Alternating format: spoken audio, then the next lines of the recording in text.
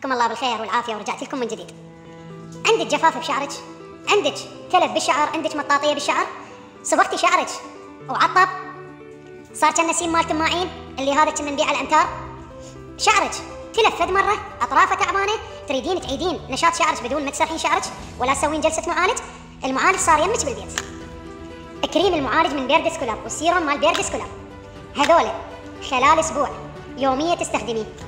بعد غسل الشعر تجين تخلين كميه بيدك من هذا الكريم وتقطرين عليه 5 قطرات من هذا السيروم، تدمجيهم سويه وخليه شعرك كله استخدميه. وعادي لو حتى ما ينغسل، يعني مو تبقي ساعه وساعتين، عادي شوف ما تريدين تغسلينه بعدين اغسلي. شوف النعومه، شوف العطر، شوف اللمعه اللي راح تصير عندك بالشعر، وشوف العلاج خلال اسبوع. شوف تطور شعرك شنو راح يصير.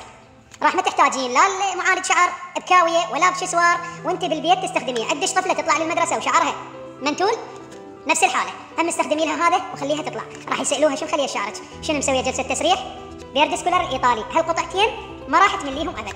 تحياتي لكم. سميره ابو فاطمه، كوزمتيك عيون الصبا، بغداد الشهداء، سوق النصر، مقابيس سنتر ماريا العزيال، عراس، داخل فرع امير الخياط.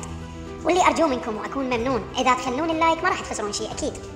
فهذا الشرح الجاي اعطيكم اياه، والمنتج اللي جاي يجربونه زبوناته وصحيح شغله جاي انزل لكم، قدرونا بيه بلايك.